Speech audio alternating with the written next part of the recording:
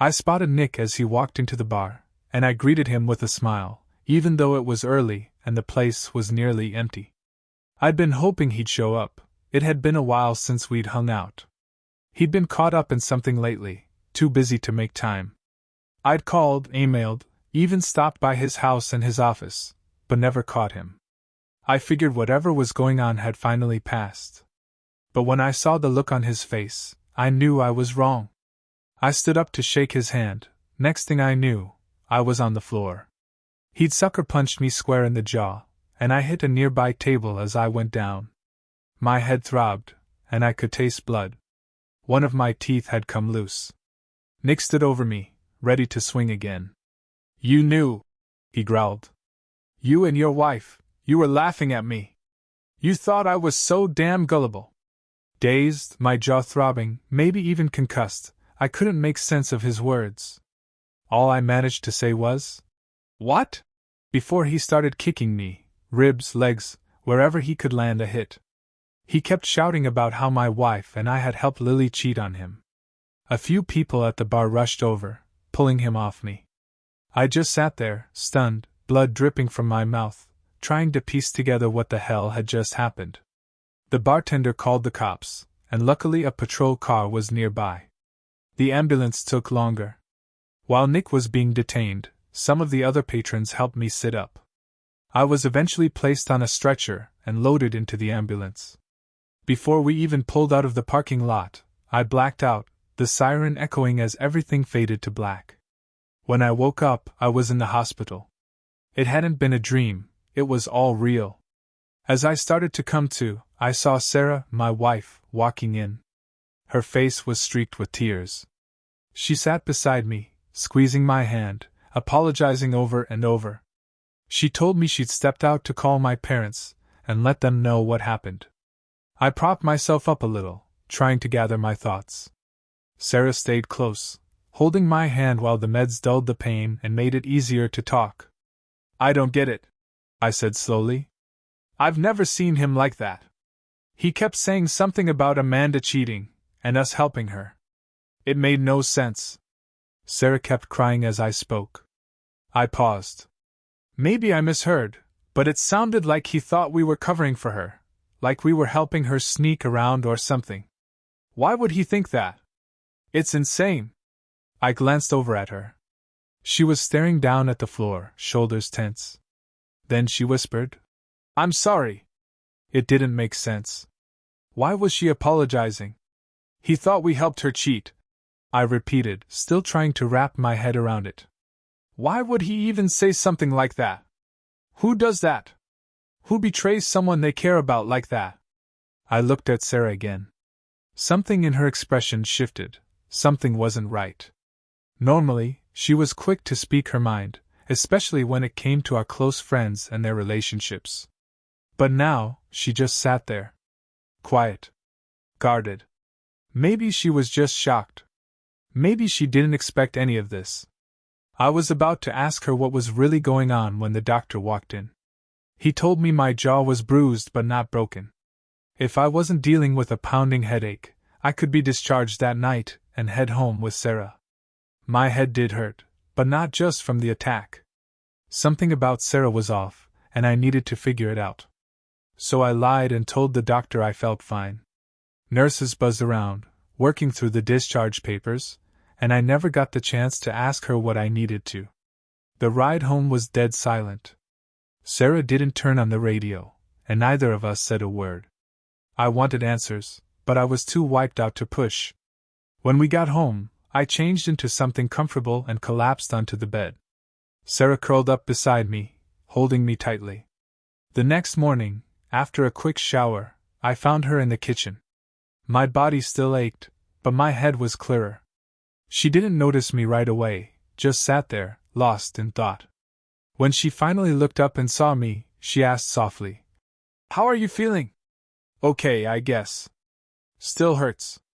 I think I just need to rest a bit, and I'll be alright," I said, easing myself into a chair. "I still can't wrap my head around what happened with Nick. Did Amanda say anything to you? Have you talked to her since yesterday?" She nodded slowly. "I messaged her a little. She was just as shocked as I was. She didn't expect him to react like that. I watched her closely. Her tone was calm, maybe a little too calm. And there was something else, she looked sad. Not just upset from the attack, but genuinely burdened by something. And for Sarah, that wasn't normal. I reached out and took Sarah's hands in mine. "It's okay, babe. I'm alright," I told her softly. "I've had some time to think." Her tears soaked through my shirt as we hugged tightly, whispering, "I love you," to each other like it was the only thing holding us together. We both called in sick to work and spent the whole day at home. But even with her close, something didn't sit right with me. Yeah, my body ached, but this unease, this weight in my chest, had nothing to do with bruises. Nothing about what happened made sense. Nick's outburst, the accusations about helping Lily cheat, and then there was Sarah. The sudden shift in her demeanor, how quiet and careful she'd become, how vague her answers were when I asked simple questions. I wanted to ask more about her talk with Lily, but Sarah looked like she was on the verge of falling apart. I figured it wasn't the time to press. Even though we were both home, it felt like we were on different planets. I sat up back, watching the trees sway in the wind, trying to make sense of what Nick had done. He'd always been steady, one of the most level-headed guys I knew. And we'd been close for years. I'd never seen him lose it like that without a damn good reason. I thought back to what Sarah had said, and realized she never once denied Lily cheated. She only apologized for what happened to me. That alone sent a chill through me. If we wanted answers, real answers, we needed to hear from Nick himself. Yeah, it was risky. He might come at me again. But something told me facing him was the only way I'd ever understand why he snapped. Once I did that, I could sit down with Sarah and have the hard conversation about what part we played in all of this, and why Nick thought we betrayed him. Later, Sarah mentioned she had to swing by her office to grab her laptop since she'd be working from home for a while and didn't want to fall behind. Once she left, I figured I'd take a shot at visiting Nick.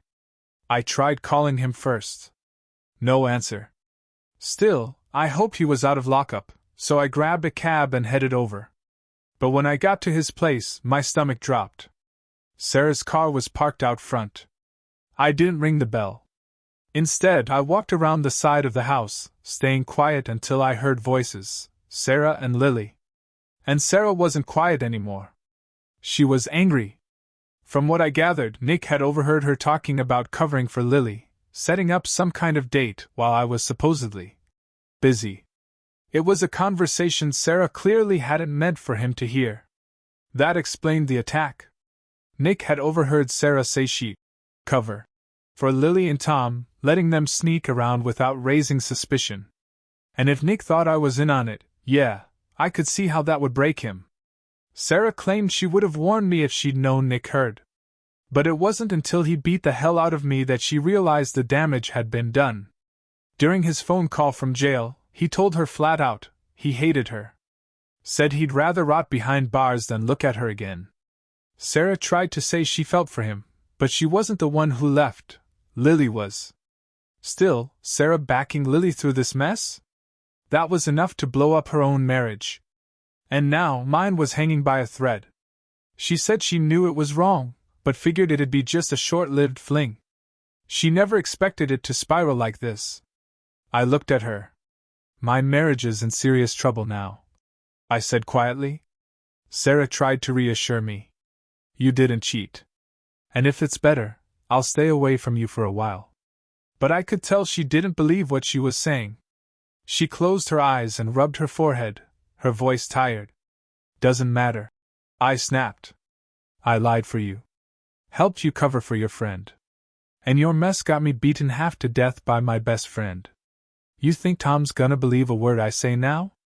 Sarah shook her head. You didn't do anything wrong. That's not how this works, I said. I don't know how to fix this. If I don't figure it out fast, this marriage is done. Just like yours. My voice cracked. God, I was such an idiot for helping you. She tried to comfort me. You were always a loving husband, and Tom knows that. I laughed bitterly. Yeah, a real loving husband, so loyal I helped my wife cover for her cheating friend, and got beat up for it. You don't get it, she said quietly. It's gonna take years to rebuild trust, if it ever comes back. I looked down the street, the shame weighing on me. I didn't want to hear any more.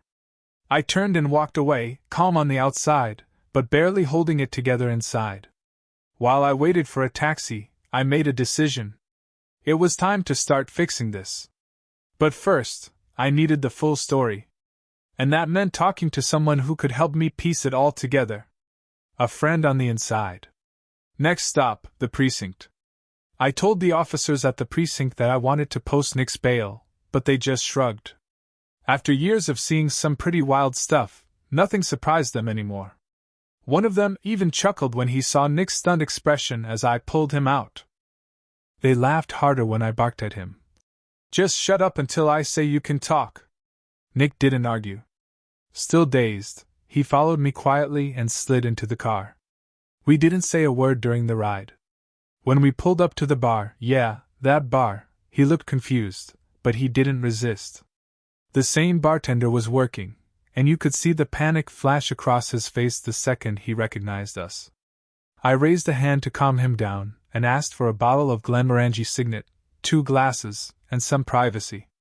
He nodded quickly and left us alone. We slid into a booth in the far corner. I poured 2 generous servings, slid one toward Nick, and held mine up. To the first drink, I said, dry sarcasm in my voice. We clinked glasses and drank. I looked across the table and met his eyes. Nick, I had no idea about any of this. I just wanted to hang out with you that night.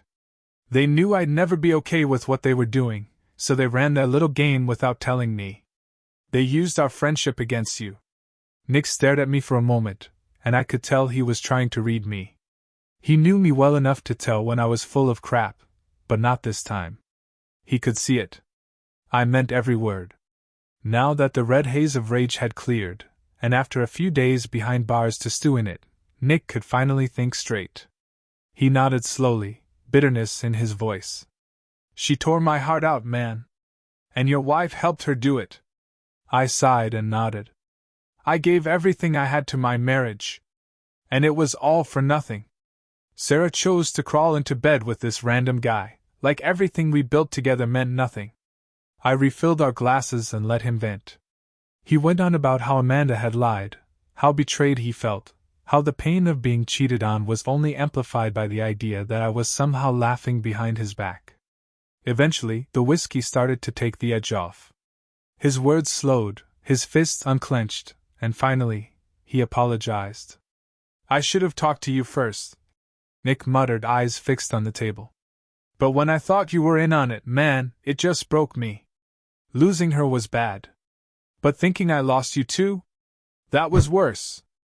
I gave a half smile and sipped my drink. It's all right. I probably had it coming, especially after sleeping with your sister that one Christmas. He snorted. You're an asshole. We laughed, and for a moment, it almost felt like things were normal again. Then he told me how he'd found out. A few weeks ago, something started to feel off in his marriage. Amanda got distant, and Nick started pulling away, mentally bracing himself for the worst. He was about to hire a private investigator when his phone buzzed at work. His Ring camera had caught motion at the front door. Amanda had gone out to get a package, and during a phone call, caught clearly on the audio, she scheduled a meetup. She even mentioned that Sarah and I could cover for her again. Just like last time. To Nick, it didn't sound like I was clueless. It sounded like I was in on it. 2 marriages destroyed, all because Amanda couldn't keep her lies straight, or her pants on. And Sarah? Well, after covering for Amanda, what were the odds she wasn't cheating too? Nick hadn't even considered that possibility until then. He said he overheard Sarah talking when they picked him up, and it convinced him she probably hadn't cheated. But even if she hadn't, did it matter? He looked at me. Why are you divorcing her if you think she didn't sleep with anyone? I stared down at my drink. Because trust isn't just about sex. She didn't just lie, she used our friendship, our bond, and twisted it into a cover for something awful. She turned me into an accomplice. And now? I can't believe a word that comes out of her mouth. He nodded slowly. You think you can ever get that trust back? No, I said flatly. Time doesn't strengthen broken trust. It just gives it more chances to fall apart. People might forgive, but they never forget. Sarah knew exactly what she was doing. And now? There's nothing she can say to make it right. It's over. I need to move forward. Nick gave a bitter laugh. At least you're getting out clean. Mine's gonna be messy as hell. He cracked a joke about sending Amanda off to some back alley brothel in Mexico where she could put her talents to work and he could cut back on child support. I couldn't help but laugh. God, only Nick could joke like that while his world was collapsing.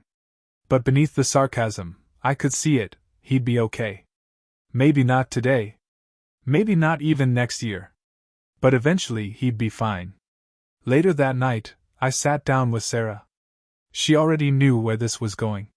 She cried. Begged for counseling. But she understood. There was no coming back from this. I knew this wasn't like Sarah. And deep down, she knew it too. But none of that mattered anymore. It was time for me to take a new path, to stop looking backward and start figuring out what life looked like without her. The chapter between me and Sarah had closed, for good. Now, here's a different kind of story. It happened just this morning, and I'm still trying to wrap my head around it. I'm writing this out partly to vent, partly to get some clarity. Because honestly, I've been a mess all day. My wife, Ashley, is 8 months pregnant with our first child. We live in a quiet neighborhood next to another couple in their late 30s. I've never really liked the husband, Mark. Something about him always felt off to me. Too friendly, too nosy. He'd cling to conversations like he was trying to find something beneath the surface. I don't know if I was just being paranoid, or if what happened today finally proved I was right all along. This morning, I left for work like usual, but halfway there, I realized I wasn't in the right headspace. I called in and decided to take a personal day. I grabbed some breakfast on the way home, thinking I'd surprise Ashley. It took about 40 minutes in total. I came in through the back door, and that's when I saw it. Ashley was sitting on the living room couch, shirt pulled up to expose her round, pregnant belly. And sitting across from her, hands on her stomach, was Mark. He had both hands on her, rubbing lotion into her skin. They both froze like statues when they saw me. My heart was racing. My brain couldn't catch up with what my eyes were seeing. Ashley was the first to speak. She asked why I was home so early. She said Mark had come by to borrow a toolbox while she was putting on lotion, and he asked if he could feel the baby kick. She agreed, and somehow, that turned into this. I kept it together long enough to tell him to get the hell out of my house. He didn't argue. He got up and left. Then I sat down and tried to talk to Ashley, calmly. I wanted to understand what the hell was going on. She told me Mark and his wife, Heather, couldn't have kids. That Heather was infertile. News to me, considering Mark has never mentioned anything of the sort. He's spent more time whining about his job and his back pain than anything truly personal. But apparently, today he just really wanted to feel the baby. That's her version. And she's sticking to it.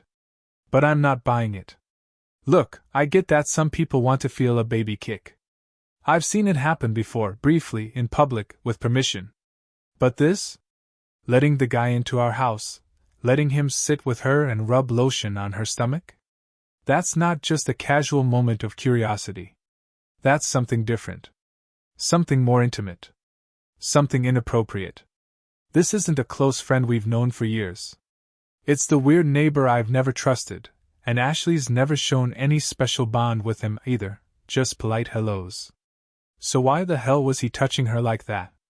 And the timing? Way too convenient. I'd just left for work. Heather had just gone to her job. And this guy who's never once asked to borrow anything from me suddenly needs a toolbox at 9:30 in the morning? I've got a gut feeling, and it's not good. What really got to me was when I told Ashley I might talk to Heather about what happened, and she panicked. Told me not to. blow it out of proportion. But if nothing happened, why the panic? Why the need to keep it quiet? Even if it was innocent, I'm not okay with what I walked in on. I'm not okay with some guy rubbing my pregnant wife's belly on our couch while I'm not home. I know it's her body, her choice, but this situation? It crossed the line. If it were just him feeling a kick, maybe I'd feel differently. But this? It was something else. And now I don't know how to process it. I don't want to stress her out, especially this late in the pregnancy. But I can't just ignore what I saw. I can't unsee it. And it's eating me alive. I wasn't planning to follow up, but after all the responses, here and on other subs, I feel like I owe an update. So here it is. After sitting with everything for a full day, talking it over with a few close friends, and rereading all of your advice, I confronted Ashley again. She didn't change her story. She apologized for making me uncomfortable and promised it would never happen again. Mark, surprisingly, dropped off a handwritten note in our mailbox. It was an apology. Said he didn't mean to cross a line. But you know what? I still don't feel okay. And based on what I've read and heard from others, I'm starting to think maybe I shouldn't. I decided I needed to talk to Bob's wife. Let's call her Rachel. So that's exactly what I did. I waited until Bob left for work, then asked my mother-in-law to take Ashley out for lunch, maybe some shopping, just to give her a relaxing afternoon and, more importantly, get her out of the house. I told Ashley I was heading to work like usual, but instead, I called out again and stayed at a friend's place nearby. Around noon, I got a text from Ashley letting me know she was out with my mother-in-law and would be home by dinner. That's when I made my move. I walked over to Rachel's house and knocked. When she answered, she looked surprised but invited me in. Turns out, Bob had already talked to her. He told her I'd kicked him out of my house and made a huge scene, claimed I'd lost it because he was helping Ashley and that I didn't want either of them coming around anymore. But Rachel looked confused. "I thought you were okay with it," she said. That's when I found out something that hit like a punch to the gut. Apparently, both Rachel and Bob had been coming over to our place for weeks. Ashley had asked them for help around the house with things she couldn't manage because of the pregnancy. Sometimes Rachel helped, sometimes both of them, and other times, just Bob. Ashley told Rachel that I knew all about it. That I was fine with it. Which explained why Rachel was so thrown off when Bob said otherwise. She even showed me the text she'd sent Ashley, asking if she was still welcome to come by. Ashley never replied. Rachel and I don't interact much, so she had no reason to doubt what Bob said. But now she wasn't so sure.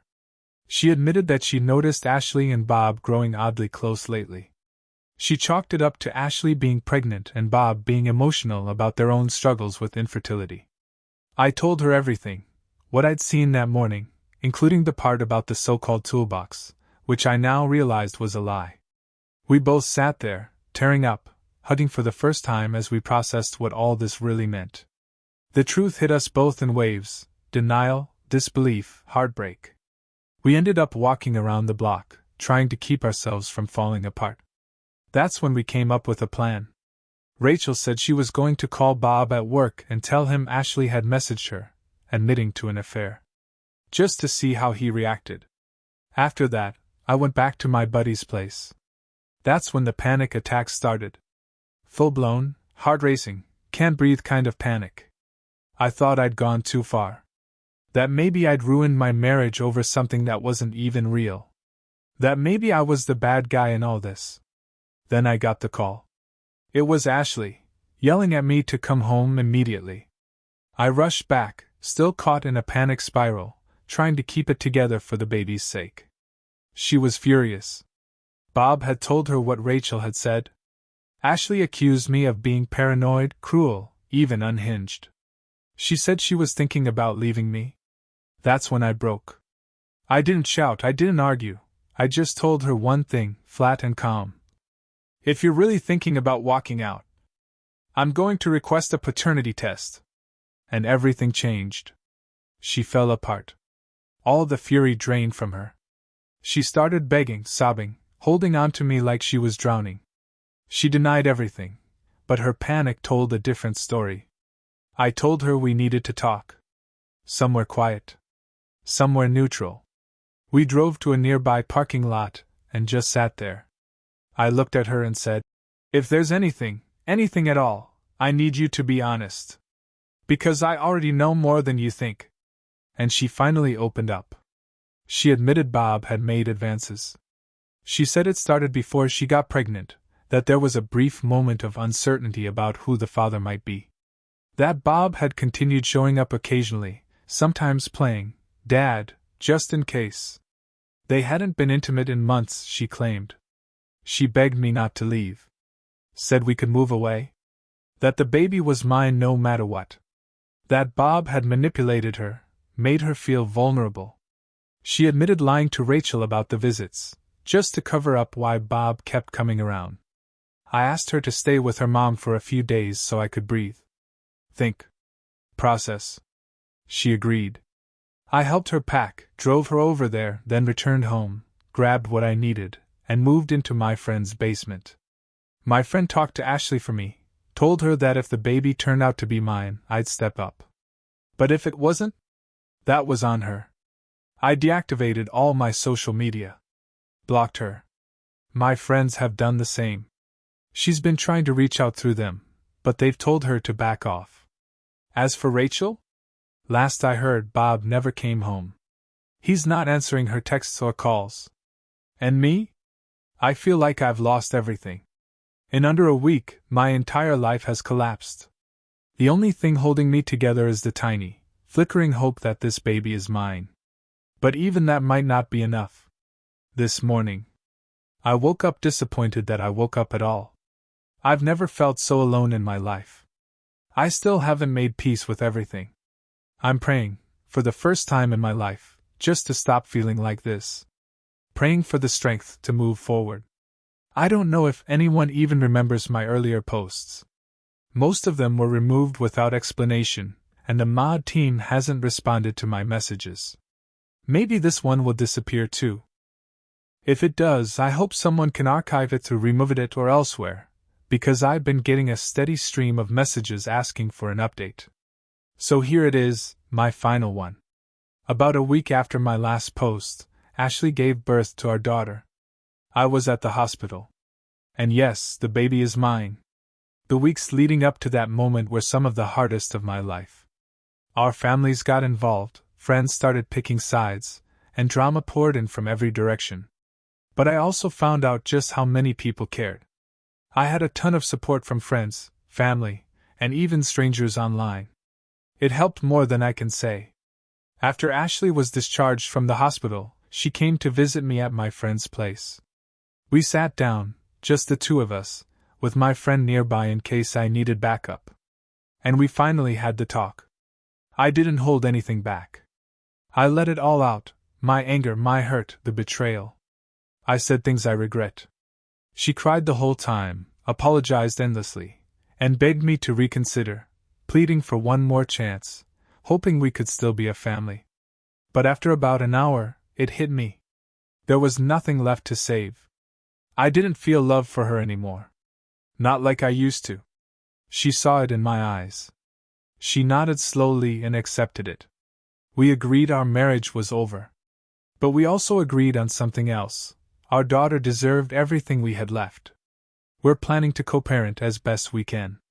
We'll take it slow, let the dust settle, and figure out a custody arrangement that works for both of us. Ashley has the potential to be a great mom. But as a wife, she failed me. My only focus now is becoming the best father I can be. I moved into a small apartment nearby, and for now, we're holding off on selling the house. One step at a time. As for Rachel, she's officially ending things with Bob. He's living with his mother, and still avoiding her calls. She told me the last message he sent was a quiet admission of guilt. He apologized, said he loved her, and agreed to a divorce without a fight. Rachel's going through hell.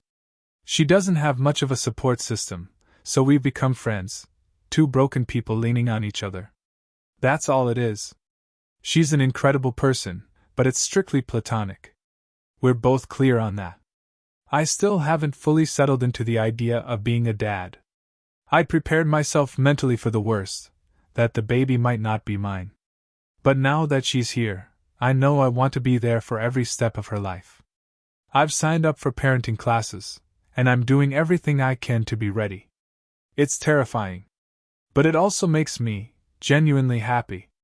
I know I've got a long road ahead. Healing isn't going to happen overnight. But I'm in a stable place now. And I'm a father. That's what matters most. My wife and I have been married for 6 years. We met soon after both of our previous marriages ended, and we fell hard and fast for each other. Honestly, it's been amazing. We've had our share of arguments like any couple, but I truly felt loved for the first time in my life. Until 3 weeks ago, when I found out she cheated on me. Let me back up. For the past 6 months, I'd been dealing with anxiety and depression. It crept in slowly, and I didn't fully realize how much it had taken over until my wife encouraged me to see a new doctor. She wanted me to explore different medications, find something that worked. Her daughter also struggles with anxiety and depression, so she carries a lot. I know that. And I get that I haven't been easy to live with lately. I didn't have the energy to go out or do much, and I know I wasn't the most engaging or pleasant partner. I'll admit it. I didn't put in the effort I should have until it felt too late. My wife's always had a tight group of friends she goes to rock concerts with. Not my scene, and I've never had a problem with her going solo. It was her space, her time, and I figured it gave her a break while I had the house to myself. Turns out, that's not all it was. I've always preferred being at home, quiet nights, a movie, maybe cooking together. That was my comfort zone. But one of the guys in her concert group. Turns out, he's the one she cheated on me with. She told me they'd been good friends for about 3 years. Said the flirting only started in the last month before it happened. Claimed she felt smothered by the negativity in our home, and that she needed a weekend alone at the lake to clear her head. That's when she cheated. Looking back, I should have seen it coming. She's never liked being alone. The idea that she'd suddenly want a solo weekend in some remote cabin? It should have set off alarm bells. When I found out, there wasn't any hesitation. My mind was made up. I told her we were done. Divorce. Pack your things. Leave. I wanted no part of her anymore. Those first few days were brutal. I was angry, shattered, but determined to start fresh. But then came the pleas. She begged me to reconsider. Said marriages can survive this. She didn't understand why she did it, but she wanted to fix things. I wasn't convinced, but as the shock began to wear off, I started looking at the bigger picture. These past 6 years? They had been the best of my life. And before this, she had always been so warm, so present, exactly the kind of partner I thought would never cheat. So, about 5 days after I found out, I reached out. She came over. We talked. I told her I wanted to try, really try, to work through it. I asked her to come back home, see if there was anything left to salvage. But she said no. Said something was clearly broken. In our marriage. She'd already found a new apartment, and was preparing to move out. She wasn't sure if we could fix any of this. So I asked her, straight up, was she still talking to the guy? She said she wasn't leaving me for him. But she still had feelings. And as long as those feelings were there, she couldn't give herself fully to us again. So there I was, betrayed, rejected, and still somehow not enough. Yesterday, a mutual friend dropped another blow. The guy she cheated with? He's been pulling away. Barely talks to her now. No more flirting. And she's disappointed. So now I'm starting to see what this really is. A midlife crisis. A shot of serotonin. A reckless, desperate grasp at attention. I'm almost 6 weeks out from D-Day, and yeah, the pain is still raw. But I'm learning. A friend pointed out that I'd been codependent. My entire identity was wrapped around her. My happiness? It lived and died with her. When she left, it felt like I had nothing left. But that's not how it's supposed to be. So I've been doing the hard work, learning to stand on my own, to rebuild myself. I'm not in any shape to be with someone else right now. I'd cling too tightly, get hurt all over again. For anyone trying to reconcile after something like this, look inward first.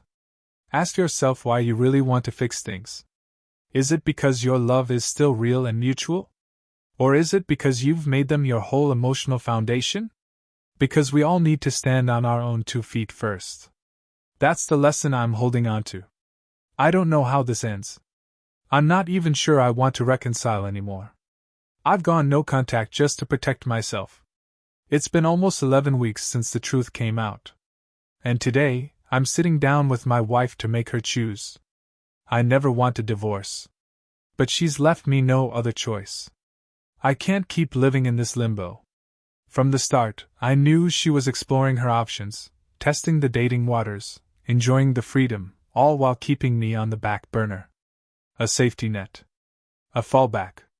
But during one conversation, she told me all about her dates, what she was up to. The way she said it? It was designed to hurt me. To push me away. And that next morning? I finally accepted it. It's over. I couldn't let our marriage dangle in limbo while she played the field looking for a replacement. To her, it might have felt like figuring things out. But to me, it felt like disrespect. She mentioned that dating made her miss what we had, but I just didn't buy it. I'd reached my limit. I wanted to walk away, cut the cord completely. But my therapist suggested I give her one last clear choice. Either she stopped talking to other men and committed to working on our marriage, or she chose divorce. Simple. Direct. And most importantly, it would stop her from framing herself as the victim. She would have to take responsibility. This wasn't me giving up, this was me refusing to live like this any longer. She hadn't shown any real interest in reconciling. Over the past few weeks, she only contacted me when she needed help, things she easily could have asked the guy she's dating. That stung. Deeply. Honestly? I thought there was maybe a 1% chance she'd choose to come back. I braced myself for the dodge, the usual excuses. I figured she'd say I was rushing her, not giving her time, pushing too hard. But come on, it had been nearly 3 months since she'd spent that weekend with another man. And in all that time, she'd chosen distance over trying to rebuild. Despite being hit with 2 massive betrayals, I had still hoped we could fix this. But she didn't. She chose to move out, live alone, enjoy her new freedom. Not every story ends well. I guess I was hoping ours would. Maybe the thrill of dating again was worth more to her than our life together. I hope she enjoys it. After 11 weeks of trying to survive her indecision, I gave her the ultimatum. Her new freedom, and the guys she was seeing, or our marriage. She picked them. A few days later, she reached out again. Said she had second thoughts. So we talked, on and off, for about a week, trying to see if there was anything left worth saving. But it was just more back and forth. More maybes and I'm not sure's. Finally, I asked her, again, if she wanted our marriage or her single life. And for the second time in less than 2 weeks, she chose freedom. That was it for me. I knew I had been foolish. My codependency had blinded me for months, made me hang on far longer than I should have. But now it's truly over. I've restarted the divorce process and begun removing her from my life piece by piece. The hardest part? It's not just the failure of our marriage. It's not just the betrayal. It's knowing that the person I loved most chose someone else. Twice. How do you get past the image of the person you gave everything to, being with someone else? She even calls this new guy her boyfriend now. He's going to be at her family's Thanksgiving dinner, the same family that used to spend every Christmas Eve at our place. They'll be with him now. It hurts like hell. But even through the heartbreak, I know I'm making the right decision. No doubt about it. Still, it's excruciating. Yesterday was our final hearing. Exactly 5 months after I found out about the affair. As we walked out of the lawyer's office, she hugged me. Wished me happiness. I told her the same. We both had tears in our eyes as we said goodbye for the last time. She was the one person I was absolutely sure I'd spend my life with. But that's not how it turned out.